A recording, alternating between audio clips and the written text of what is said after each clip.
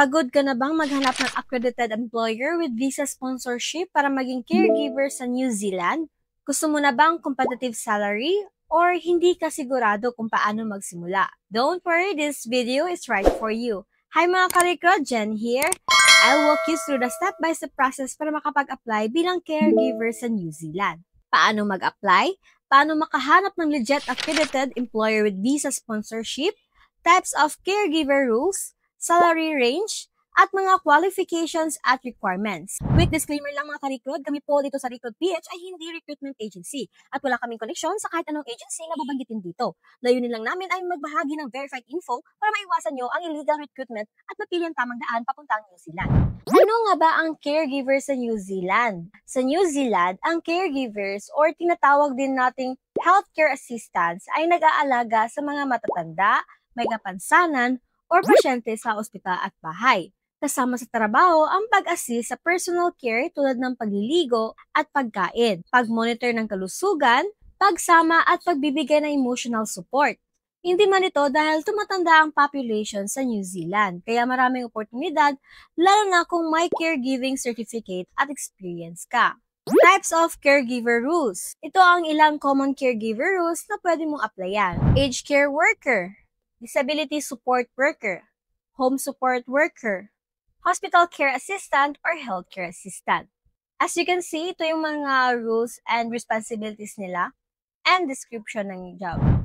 Narito nilang accredited employers sa my caregiving rules. Somerset Care Limited, Millvale Lodge Lindale, Tasman Rest Home, Dementia Care, Aberley Rest Home, Ryman Healthcare, Arvida. Guys, i-verify mo pa din sa Immigration New Zealand para sa employer accredited list for any updates kasi anytime mag-update po yan or mag-change. Don't worry, I'll link the official website in the description. Okay, next, ang salary range for caregivers as of year 2025. According to the salary expert, ito yung mga range ng mga salary nila.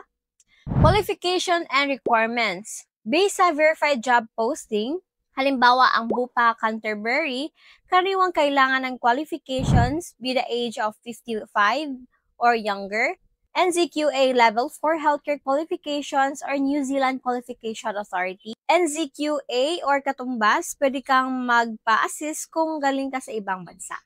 Or minimum of 3 years relevant caregiving experience, local or abroad.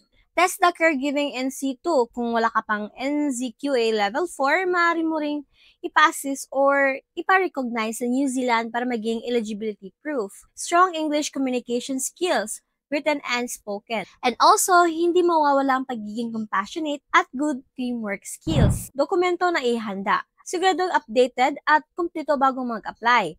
Updated resume or CV, my detailed job description at responsibilities. Valid passport, minimum of 2 years validity. Employment certificate mula sa lahat ng caregiving-related employers.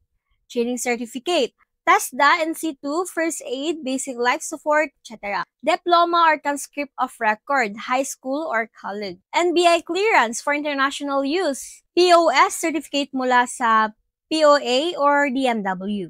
Postal documents, school records, birth certificate, marriage certificate kung applicable. Medical clearance kapag shortlisted na. Para mas maging competitive guys, pwede ka rin na mag-volunteer or mag-part-time sa local hospital or nursing home para maragdagan ng caregiving experience. Kumpletuhin ang first aid and basic life support training kahit hindi pa hinihingi sa job post. Malaking plus ito sa application mo. Mag-practice ng English interview skills dahil kadalasan ay online interview ang process. Kung wala ka pang caregiving credentials, pwede ka naman mag-enroll sa Test.Caregiving NC2 program.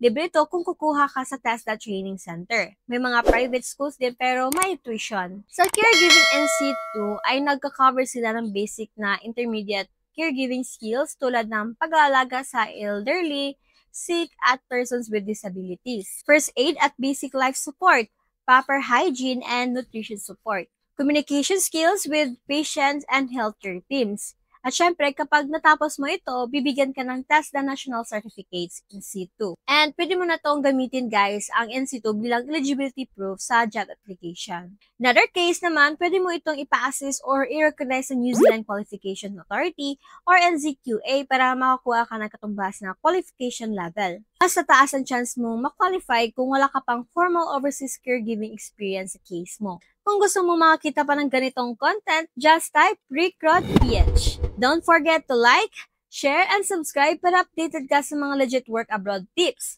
May monthly live stream din kami kung saan may raffle. Pwede kang manalo hanggang 10,000 pesos. Visit lang ang Facebook page namin, RickRodPH. Ingat ka lagi. Good luck sa application mo. Kita-kits sa next update.